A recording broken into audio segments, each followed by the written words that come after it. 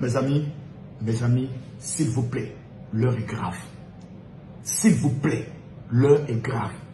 Je vous demande de partager cette vidéo au maximum. Ce qui était rumeur est maintenant une réalité. Il y a des enlèvements qui se font.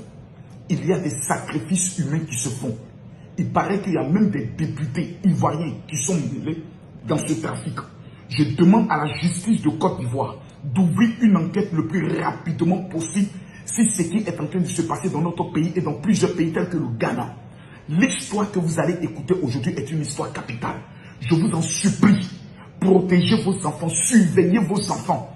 Vous qui amenez vos enfants en Europe, qui amenez vos enfants dans des pays pour fréquenter, je vous en prie, mettez en place un système pour veiller sur eux. Regardez cette vidéo-là. Écoutez bien ce qui est en train de se faire. Comment plusieurs personnes se sont retrouvées au Ghana dans des sectes. Écoutez la vidéo. C'est une histoire digne d'un film de Nollywood, mais pourtant bien réel. Alors que nous sommes le 11 décembre 2023, le jeune Eni Geoffrey, étudiant gabonais de 24 ans, rêve d'aller poursuivre son cursus scolaire à l'étranger. Le pays qu'il affectionne, la France. Mais ce dernier n'aura pas la chance d'y aller, faute d'avoir raté son visa.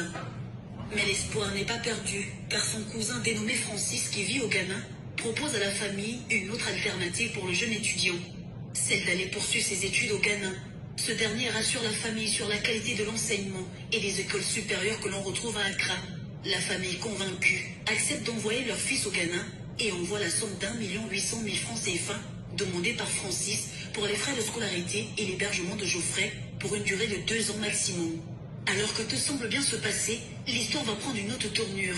Le fameux cousin Francis conseille à la famille de Geoffrey de faire passer le jeune homme par le Bénin pour arriver au Ghana. Cette trajectoire sera suivie à la lettre par la famille du jeune étudiant. Alors qu'Eni Geoffrey vient d'atterrir au Ghana, il sera directement conduit à une centaine de kilomètres d'Accra, à un point très reculé de la capitale qui ressemble à un village. Sur les lieux, le jeune homme est confus et ne comprend pas pourquoi il a été conduit à cet endroit. L'étudiant cherche alors à obtenir quelques explications auprès de son cousin. Celui-ci lui explique qu'en réalité, l'école dont il avait parlé avec sa famille n'existe pas et que sa venue au Ghana est pour une autre raison, notamment celle de lui faire intégrer dans une secte. Il demande alors au jeune étudiant de signer un contrat d'adhésion à la secte pour une durée de 90 ans. Le jeune Gabonais décline l'offre et sera donc séquestré et enfermé avec d'autres jeunes dans le même cas.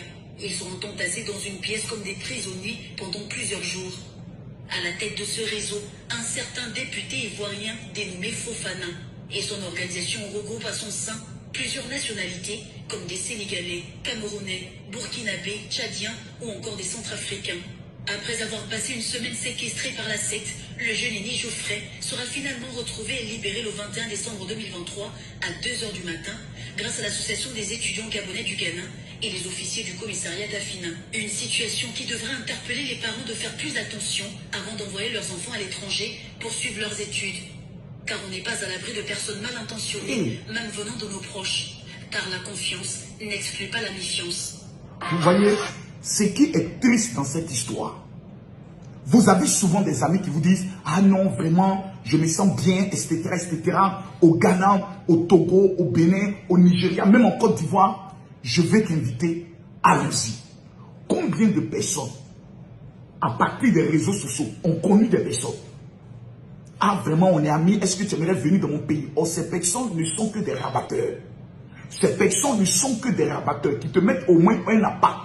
Une fois que tu tombes dans l'appât, ils te font venir dans le pays. On va aller dans mon village, je vais te présenter à mes parents. Une fois qu'on arrive, on n'a plus de nouvelles de ces personnes. Combien de personnes aujourd'hui pensent que leurs parents sont aux États-Unis, au Canada, en France? Ils n'ont aucune nouvelle. Pendant ce temps, ces personnes ont été sacrifiées dans des sectes. Ces personnes appartiennent à des sectes. Comment on peut demander à quelqu'un de signer un contrat de 90 ans pour être dans cette secte? Quand j'ai vu cette vidéo, au départ, je me suis dit, non, attends, ça doit être sûrement peut-être une fake news. Et le Saint-Esprit m'a dit, pendant que vous êtes distrait sur les réseaux sociaux, pendant que vous êtes en train de vous amuser, vous croyez que la vie est un jeu.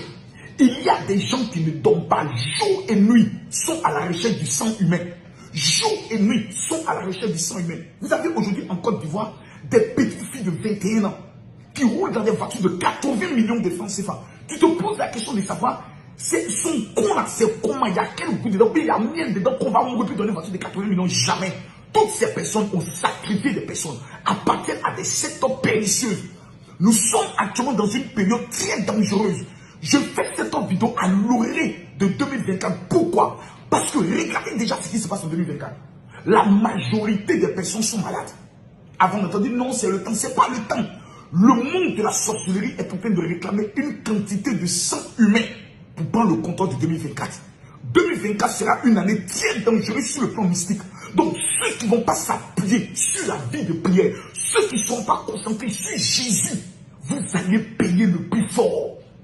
Ton enfant aujourd'hui peut rencontrer quelqu'un sur les réseaux sociaux. Ah vraiment, ma maman, vraiment j'ai une amie qui est au Ghana, qui est au Bénin, qui est au Togo, qui souhaiterait que je puisse arriver pour passer les vacances. Chez toi, tu te dis mon enfant a par exemple 18 ans, 19 ans, c'est pas grave. Je vais laisser mon enfant y aller. Ton enfant peut t'appeler pour dire, ah, c'est l'anniversaire de ma camarade. Ils ont loué une résidence. Je vais permettre à mon enfant d'y aller. Dès que tu arrives, on met quelque chose dans le verre de ton enfant. Ton enfant est drogué. On l'enferme dans le coffre d'une voiture. On sort avec ton enfant de la Côte d'Ivoire pour aller sacrifier ton enfant. Donc, j'aimerais ici interpeller tous ceux qui vont suivre cette vidéo de la partager. Nous sommes dans un monde risqué. La meilleure manière de vivre dans ce monde, frère, c'est de vivre seul et caché. C'est de se méfier de tout le monde. Moi, je suis quelqu'un, ma vie que je mène. Même si tu es ma maman, je ne crois pas en toi. Tu es mon père, je ne crois pas en toi. Tu es mon enfant, je ne crois pas en toi. Je me méfie de tout le monde. Ça me permet de marcher dans une danse qu'on appelle prudence. Parce que tu ne sais pas d'où l'adversaire peut passer pour t'abattre. Regardez l'histoire de ce jeune Gabonais. Comment sa vie allait être totalement détruite par qui? Un cousin. Ton ennemi est toujours celui qui marche à côté de toi. Ton ennemi sort toujours de ta famille. Combien de personnes sont en Europe, ont amené de l'argent à leurs parents pour payer un terrain? Aujourd'hui, le terrain, la maison elle est où? C'est fini par des problèmes de famille. Faites attention. Faites attention. Il existe des loges très dangereuses qui ne plaisantent pas. Il y a des personnes aujourd'hui qui vivent au milieu des serpents. Je me rappelle de l'histoire de deux camarades, deux meilleurs amis. Donc l'autre a dit à l'autre, je connais un marabout. J'aimerais qu'on aille le voir. Il est fort. Sa camarade naïvement l'accompagne. Mesdames, Mesdemoiselles et Messieurs, sa camarade a été transformée en serpent, bloquée dans le village et elle est partie. Quand on dit ces choses, on a l'impression que ce sont des rêves. Oh, arrêtez, s'il vous plaît. Tout dernièrement, je pense il y a 2 ans, au Gabon, une femme est allée faire un rituel mystique, je crois, à Port-Gentoubé quelque part là-bas. Elle est morte. Le féticheur a fait une pratique où on doit manger certaines choses. Vous êtes dans un monde où vous ne savez pas qui est qui. Tu peux être avec une camarade. Ton étoile peut déranger la camarade. Elle va te prendre, t'amener au Mali. Vous te sacrifiez là-bas. Parce qu'au même au Mali, il y a des filles qui adorent des génies des eaux. Chaque nuit, elles vont verser le lait. Chaque nuit, elles vont verser. Quand à un moment donné, le génie va te demander plus. Tu vas donner. Mais c'est ton âme. Parce que toi, tu refuses de mourir. Donc tu te dis, ah, ça me coûte rien de sacrifier mon âme. Frère, sœur, le monde dans lequel, même en Côte d'Ivoire, ça existe. Faites très attention. Faites très attention. Il y a des hommes, on appelle les sugar daddy, les sugar daddy. Tu ne sais pas ce sugar daddy d'où provient son argent. Tu le rencontres, il te donne 500 000, il te donne 1 million, il te donne des nouveaux portables. Tu es content, c'est pour 3 mois. Après, toi, maintenant, tu te dis, je veux qu'on voyage ensemble. Mais ne dis à personne parce que je suis une autorité connue. Dès que tu tombes dans le piège, tu ne reviendras plus jamais. S'il vous plaît, l'histoire de ce jeune doit nous amener à nous concentrer sur Jésus. À bon entendeur. À bon entendeur. Salut. Que Dieu vous bénisse.